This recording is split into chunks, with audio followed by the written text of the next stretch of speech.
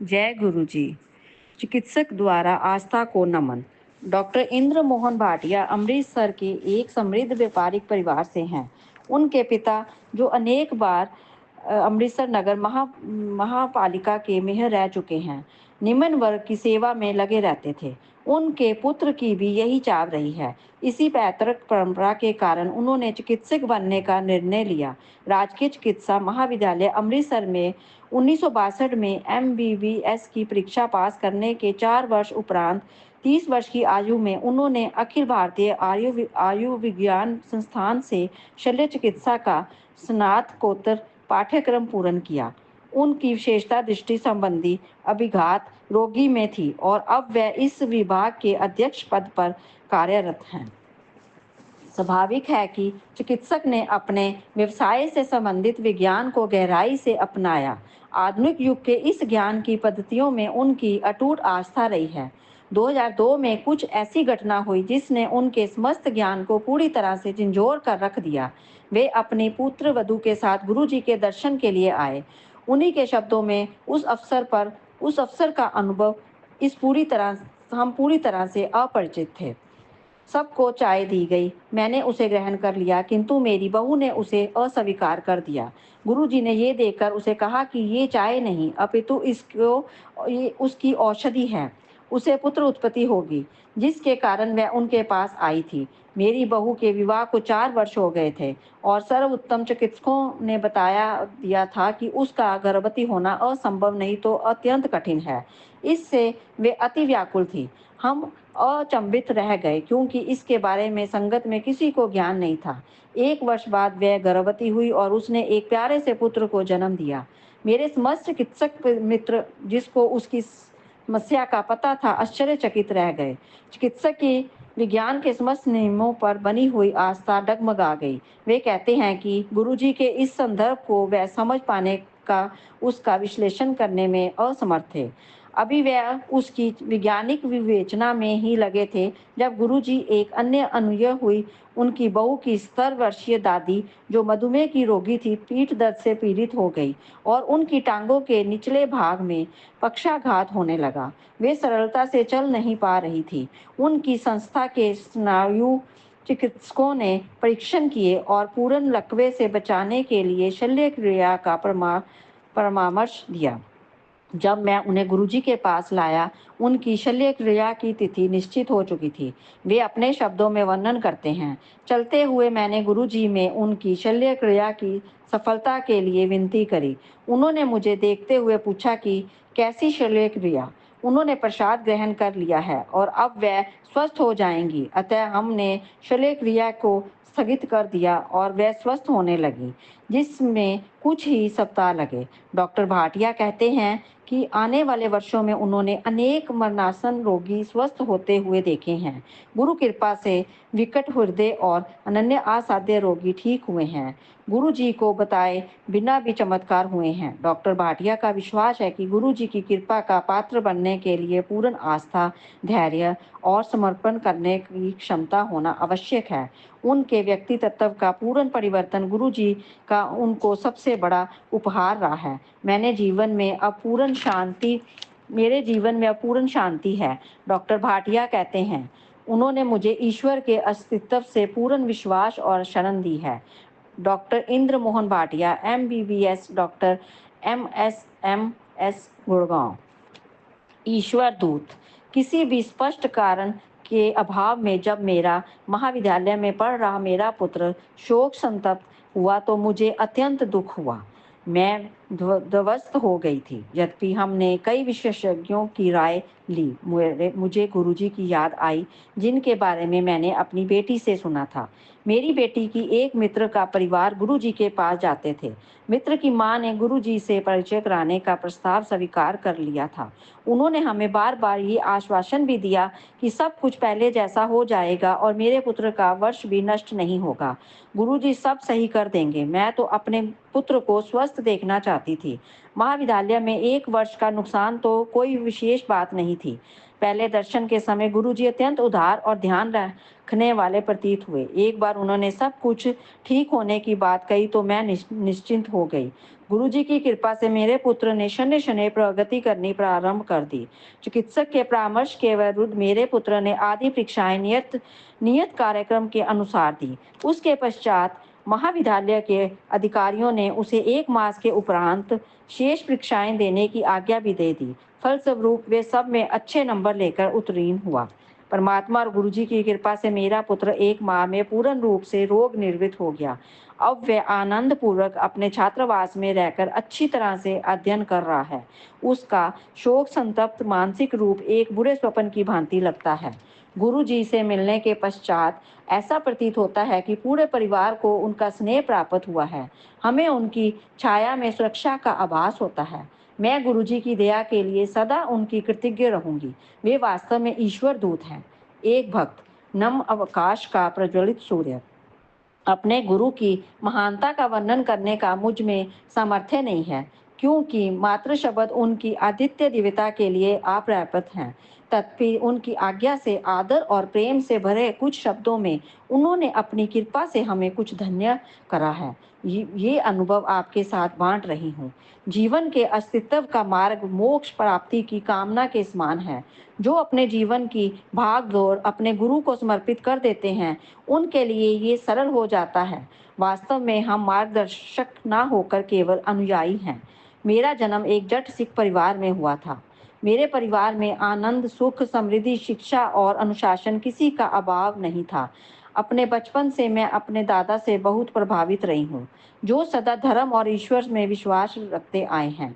शनैः शनैः एक गुरु की महिमा प्राप्त करने का विचार मेरे मन में बस गया। मेरा विवाह भी एक जट सिख परिवार में हुआ। मेरे पति 3 कन्याओं के बाद परिवार में आए थे। इस कारण उन्हें अत्यधिक स्नेह प्राप्त हुआ और उनकी आदतें बिगड़ गईं। उनकी सब मांगें पूरी कर दी जाती थी। मद्यपान उनकी सबसे बड़ी समस्या थी, जिसके कारण वह परिवार की उपेक्षा करते थे और स्वयं कोई उत्तरदायित्व उठाने को तैयार नहीं थे। हर लड़की का स्वप्न सुखी दाम्पत्य जीवन होता है और मैं कोई अपवाद नहीं थी। पर जब परिवार का पालक ही नशे में डूबा रहे, किसी के वश में कुछ नहीं रहता। रोज की छोटी मोटी समस्याएं भी अजेय लगती हैं। कंधों पर परिवार का बोझ और मेरी दुखी अवस्था ने शीघ्र ही मेरा जीवन नरक बना दिया। उन्हीं दिनों मेरे दादा घर आए। मेरे अंदर ठहरा हुआ दुखों का बांध मानो टूट गया और उन्हें विश्वास हो गया कि मेरी सहायता होनी चाहिए। मैंने भीगी आंखों से उन्हें बताया कि मुझे पूर्ण गुरु की आवश्यकता है। हम अपने नश्वर शरीर और मन के लगातार प्रयत्नों से भी गुरु के पास नहीं पहुंच सकते, जब तक हम उनके निर्देशित मार्ग पर चलने को तत्पर नहीं हैं। ऐसी अवस्था आने पर गुरु स्वयं हमें अपने समीप बुलाने का सहज मार्ग निकाल लेते हैं। थोड़े समय के बाद मेरी माँ मुझे गुरुजी के पास ले गई। गुरुजी के यहाँ पहुँचते ही मुझे गुलाब पुष्पों की सुगंध आई। उन्हें देखकर मेरी आंखों में पानी भर गया। अगले कुछ घंटे जब तक मैं वहाँ पर बैठी रही, मेरी आंखों से निरंतर अश्रु प्रवाहित होते रहे। उस पहले दर्शन के बाद जब भी मेरी गुरुजी से भेंट होती थी, मैं अपनी भावनाओं पर नियंत्रण नहीं रख पाती थी। हर दर्शन के समय मुझे शांति की प्राप्ति होती थी, पर क्यों, ये मेरी तुच्छ बुद्धि की समझ में कभी नहीं आया। संवत मेरे आंसू मेरी अंतरात्मा को स्वच्छ कर रहे थे। इस बीच मेरे पति ने और अधिक मद्यपान करना शुरू कर दिया। वे अपने उत्तरदायित्व को बिल्कुल भूलकर पैसे जल की भांति बहाने लगे। मैंने उनको गुरुजी के बारे में बताकर उनके पास चलने को कहा, पर उन्होंने मेरा परिहास करते हुए कहा कि ऐसे गुरु तो सैकड़ों मिल जाते हैं, और मुझे रूढ़िवादी की उपाधि से विभूषित कर दिया। साथ ही मेरा गुरुजी के दर्शन करने का भी अनुमोदन नहीं किया। नवंबर के आसपास उनका संयुक्त राष्ट्र की ओर से लेबनान स्थानांतरण हो गया। वहां पर उनकी नशे की आदत बढ़कर और गंभीर हो गई और उसी समय उनको यकृत सूत्र रोग से पीड़ित घोषित किया गया। मेरे ऊपर तो दुखों का पहाड़ टूट पड़ा। चिकित्सक के अनुसार उनके यकृत ने काम करना बंद कर दिया था और बता दिया कि अगले 2 वर्षों में उन्हें नए यकृत की आवश्यकता पड़ेगी। इतने कम समय में किसी दाता को ढूंढना असंभव था। ऐसा दानी मिलने पर भी उसका व्यय अत्यधिक होता है और शल्य चिकित्सक के परिणाम सफल होने की संभावना भी अति कम थी। चिकित्सक ने उन्हें कह दिया था कि मद की एक बूंद भी उनके लिए घातक सिद्ध हो सकती है। इस बीच मेरे अभिभावक गुरुजी के पास जाकर उनके स्वास्थ्य लाभ की कामना करते रहे। चिकित्सालय में अवकाश प्राप्त कर हम दिल्ली वापस आ गए। मेरे आग्रह पर वह गुरुजी के पास आए, पर एक कोने में बैठकर यही शिकायत करते रहे कि कितनी थकान है और मैंने ही आने की जिद करी थी। उस दिन जब मैं गुरुजी के पास पहुंची तो मैं आवे आवे आवेश में कुछ बोल नहीं पाई। मेरी माँ और मैंने गुरुजी से उनको बचाने की विनती करी। गुरुजी ने उत्तर दिया कि वे तो नास्तिक हैं, वे उसकी सहायता कैसे कर सकते हैं। उसके बाद मैं गुरुजी के पास अकेली ही जाती रही, क्योंकि मेरे पति साथ आने को तत्पर नहीं थे। एक रात गुरुजी के यहाँ से वापस आने पर मैं गहरी नींद में सो रही थी, जब अचानक जोर से मेरे कमरे में वायु का झोंका आया। भय के कारण मैं बिस्तरे पर उठकर बैठ गई और आंखें बंद कर अपनी प्रार्थना करने लगी। मुझे अंधेरे को चीरते श्वेत प्रकाश का आभास हुआ, जो मेरे मस्तक तक आ रहा था। उस श्वेत प्रकाश के माध्यम में गुरुजी की आकृति थी। उन्होंने कहा कि वे अब मेरे पति को ठीक करेंगे।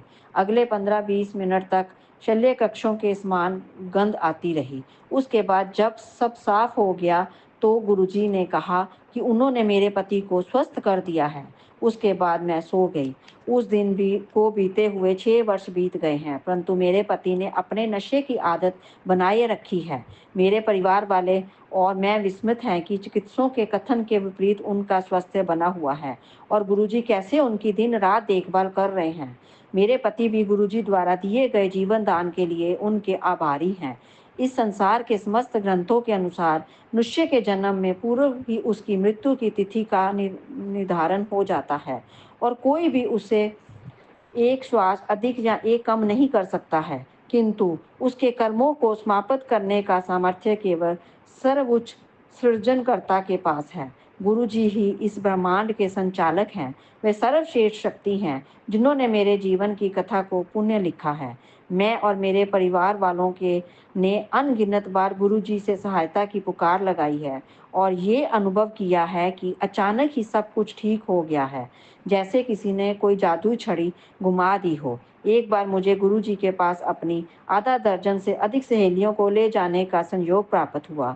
उनसे मैं गुरुजी के गुणों का वर्णन करती आई थी। अपनी संकीर्ण विचारधारा के अनुसार मैंने उनसे गुरुजी से कुछ नहीं मांगने का निवेदन किया था, जबकि ये मेरे आचरण के प्रतिकूल था।